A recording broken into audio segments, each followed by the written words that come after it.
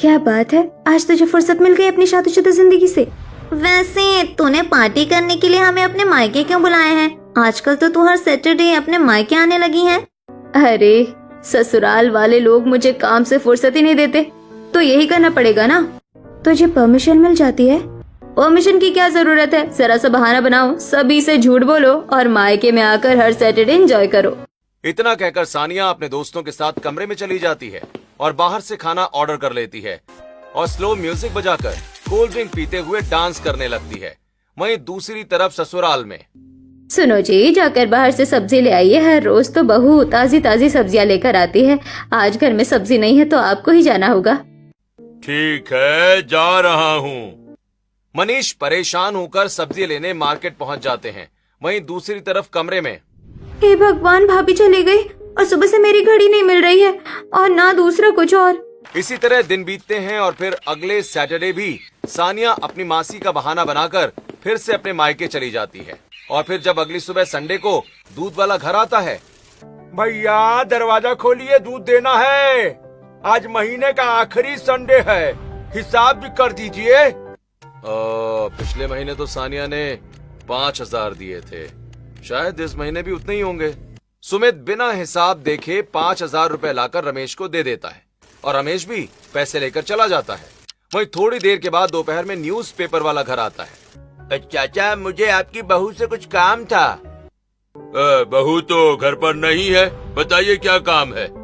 दरअसल आज न्यूज़पेपर का पूरा 1 महीना हो गया है, महीने का आखिरी संडे है, हिसाब कर दीजिए। पिछले महीने मैंने बहू को 2,000 रुपए देते हुए देखा था, मैं भी उतना ही दे देता हूँ। मनीष 2,000 रुपए लाकर राजेश को दे देते हैं। वहीं राजेश पैसे लेकर चला जाता है। इसी तरह पूरा संडे बीतता है और फिर जब मंडे को बहू लौटती है, इस महीने दूध वाले का हिसाब किसने किया? हाँ मैंने कर दिया, 5,000 दे दिए। 5,000 रुपए क्यों दे दिए? उसे सिर्फ 4,000 रुपए ही देने थे। इस महीने एक हफ्ता उसकी तबीयत खराब थी तो वो दूध देने आया नहीं था, आपने एक्स्ट्रा क्यों दिए? अरे मुझे कैसे पता चलता, तुम्हें बताकर जाना चाहिए था ना। अब मुझे सपने तो आएंगे नहीं। कोई बात नहीं, अगले महीने हिसाब बराबर कर लेंगे। वैसे और कोई आया था? हाँ, न्यूज़पेपर वाला वो राजेश आया था, मैंने उसे 2,000 रुपए दे दिए। 2,000 रुपए क्यों दे दिए? आप भूल गए क्या? आप 2 हफ्ते के लिए तीर्थ यात्रा पर गए थे, इसलिए इस महीने सिर्फ 1,000 रुपए ही देने थे। देखो, तुम्हें सभी को हिसाब बताकर जाना चाहिए था ना। अब सब तुम्हारी वजह से एक्स्ट्रा पैसा लेकर चले गए। सानिया बिना कोई जवाब दिए मुंह बनाकर वहां से चली जाती है और किचन में जाकर अपने काम में जुट जाती है। इसी तरह धीरे धीरे दिन बीतते हैं। फिर एक दिन सुबह सुबह, ये क्या सानिया, तुम आज इतनी सुबह सुबह मायके क्यों चली गई हो? हर सैटरडे तो तुम दोपहर को जाती हो ना। हाँ, आज कुछ काम था इसलिए थोड़ा जल्दी आ गई। खैर, तुम चिंटू को जल्दी स्कूल से ले आना। इतना कहकर सानिया फोन रख देती है और अपने दोस्तों के साथ क्लब जाकर पार्टी करने लगती है। वहीं सैटरडे संडे पार्टी करने की वजह से मंडे को उसकी नींद नहीं खुलती, जिस वजह से वो अपने ससुराल नहीं जा पाती है और चिंटू का इम्पोर्टेंट टेस्ट छूट जाता है, जिसकी वजह से चिंटू के स्कूल से सुमित को फोन आता है। आज चिंटू की इम्पोर्टेंट क्लास थी, आपने उसे स्कूल क्यों नहीं भेजा? देखिए, मैं तो सुबह सुबह ऑफिस निकल गया था और चिंटू का स्कूल 10 बजे होता है, तो मुझे नहीं पता कि वो स्कूल क्यों नहीं गया। देखिए, एग्जाम पास आ रहे हैं, क्लास टेस्ट बहुत ज्यादा इम्पोर्टेंट है और इस क्लास टेस्ट में तो वो फेल हो गया, लेकिन आइंदा ध्यान रखिएगा। इतना कहकर टीचर फोन रख देती हैं और शाम को जब सुमित घर लौटता है तब, सानिया, तुमने आज चिंटू को स्कूल क्यों नहीं भेजा? आज उसका इम्पोर्टेंट क्लास टेस्ट था जो छूट गया और वो इसमें फेल हो गया। क्या क्लास टेस्ट? लेकिन मुझे तो इस बारे में कुछ पता ही नहीं था। पता तो तब होगा ना जब तुम सैटरडे को उसकी डायरी खोलकर देखोगी। तुम्हें तो अपने मायके से फुर्सत ही नहीं है। तुम सारा दोष मुझ पर क्या लगा रहे हो? तुम तो उसके पिता हो, खुद क्यों नहीं डायरी खोलकर देख ली? मुझे फुर्सत कहाँ होती है सानिया, तुम्हारी तरह मायके में नहीं बस रहता मैं। सुमित के इतना कहते ही सानिया भड़क उठती है। वहीं दोनों में भयंकर झगड़ा हो जाता है। इसी तरह एक दिन जब सानिया अपने मायके में होती है तो घर पर गैस सिलेंडर वाला आता है। अगले महीने की गैस की पर्ची दिखा दीजिए तो मैं आपको ये गैस सिलेंडर दे दूंगा। इस नए नए रूल्स की वजह से गैस सिलेंडर लेने में भी इतनी दिक्कत है। बहू है नहीं, हमें पर्ची कहाँ से लाऊं? कविता को परेशान देकर सुमित गुस्से में सानिया को फोन लगाता है। तुम्हें क्या लगता है, हाँ? तुम सुबह 6 बजे कैब बुक करके मायके चली जाओगी तो तुम घर के काम से बच जाओगी। पूरे हफ्ते काम करने के बाद अगर सैटरडे को एक दिन मैं अपने मायके आ जाती हूँ तो उससे तुम्हें क्या? तुम हाउस वाइफ हो, ऑफिस स्टाफ नहीं जो तुम्हें हर सैटरडे छुट्टी चाहिए। लेकिन देखो चिंटू 7 घंटे स्कूल, 3 घंटे ट्यूशन और सेल्फ स्टडी करता है। वहीं 5 घंटे ट्रैवल करके पायल कॉलेज जाती है। मेरा ऑफिस का काम, मम्मी पापा की दवाइयों का स्ट्रेस, उनका बुढ़ापा, सब अपनी लाइफ में परेशान है सानिया। लेकिन इसका ये मतलब तो नहीं कि सब अपने परिवार के प्रति जिम्मेदारियां ही भूल जाएं। अब तुम चुपचाप घर आ जाओ। सुमित की बात सुनकर सानिया परेशान हो जाती है और उसे वापस अपने ससुराल लौटना पड़ता है। और फिर अगले सैटरडे, मेरा रुमाल नहीं मिल रहा है और मेरी बहुत इंपॉर्टेंट मीटिंग है। तुम यहाँ आकर मुझे रुमाल ढूंढ कर दो। अगर तुम्हें रुमाल नहीं मिला तो मैं इतनी दूर से तुम्हारे रुमाल ढूंढने आऊं? नहीं, जरूरत नहीं है। अगर तुम चाहो तो घर आकर मुझे रुमाल दे देना। वैसे भी माँ की तबीयत भी कुछ ठीक नहीं लग रही है। इतना सुन सानिया ना चाहते हुए भी परेशान होकर अपनी पार्टी और सहेलियों को छोड़कर वापस अपने ससुराल लौट आती है। मम्मी अगर आप आई गई है तो मेरा स्कूल होमवर्क भी करवा देना ना। और हाँ, मेरी स्कूल यूनिफॉर्म गंदी हो गई है, उसे भी धो देना।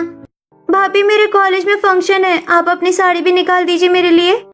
एक काम के लिए ससुराल आने की वजह से अब सानिया को सारे काम करने पड़ते हैं और साथ ही खाना भी बनाना पड़ता है। अगली बार मैं सुमित जी का फोन ही नहीं उठाऊंगी, फिर देखती हूँ कैसे ये मुझसे काम करवाते हैं। फोन न उठाने का फैसला लेकर अगले सैटरडे भी सानिया अपने मायके चली जाती है। वहीं दूसरी तरफ कविता का पैर फिसल जाता है और उसके पैर में बहुत गहरी चोट लग जाती है, जिसकी वजह से डॉक्टर को बुलाकर तुरंत चेकअप करवाया जाता है। इनके पैर में तो बहुत गहरी चोट आई है, जितना हो सके इन्हें आराम करने दीजिएगा और समय समय पर चलाने की भी थोड़ी कोशिश करनी होगी, वरना पैर जाम हो जाएंगे और ये कभी चल नहीं पाएंगे। नहीं डॉक्टर साहब, ऐसा कुछ नहीं होगा। पापा दादी ठीक तो हो जाएंगी ना? हाँ बेटा, दादी ठीक हो जाएंगी। मैं अभी मम्मी को फोन करके बुलाता हूँ, वही दादी का अच्छे से ध्यान रख पाएंगी। ये सोचकर सुमित बार बार सानिया को फोन लगाता है, लेकिन सानिया फोन नहीं उठाती है, जिसकी वजह से हार मानकर सुमित बाइक से सानिया के मायके पहुंचता है। कितना मजा आ रहा है डांस करने में, हमें डिस्टर्ब करने वाला कोई नहीं है। सानिया, तुम अपने मायके इसलिए आती हो और तुम मेरा फोन क्यों नहीं उठा रही थी? आप यहाँ? मेरा फोन साइलेंट पर था।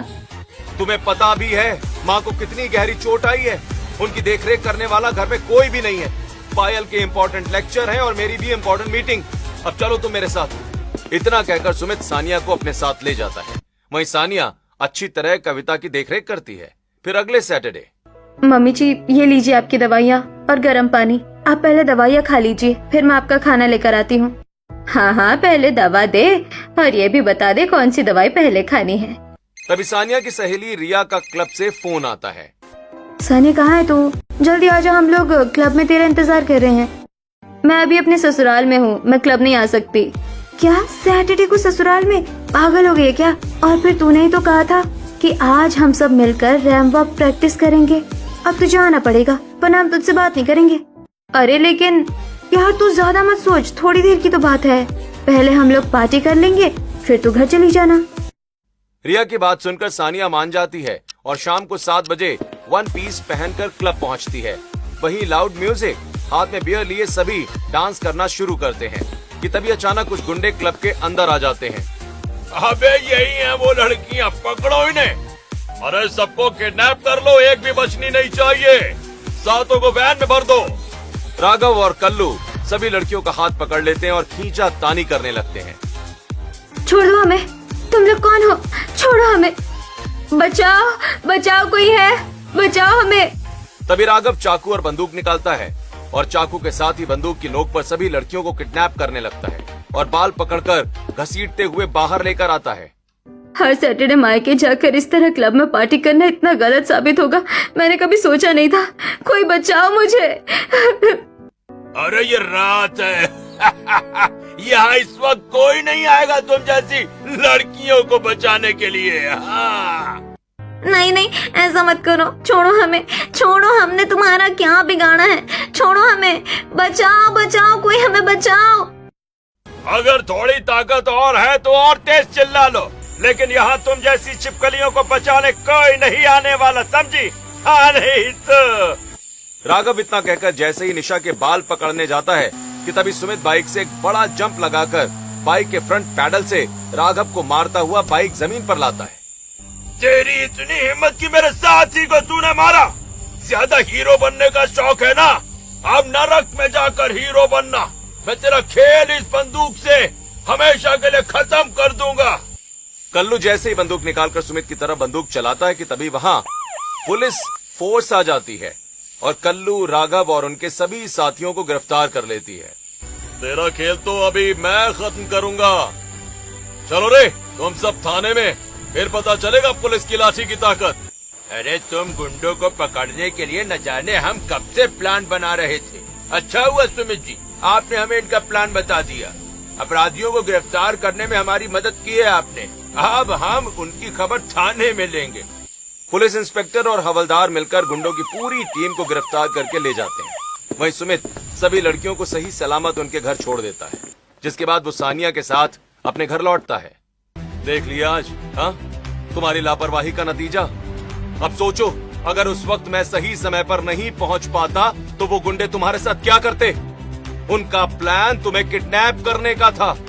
वो तो अच्छा हुआ जो मैंने इस बार तुम पर नजर रखी और मुझे पता चला कि तुम यहाँ आई हो। मुझे माफ कर दीजिए, आइंदा मैं ऐसा कभी नहीं करूंगी।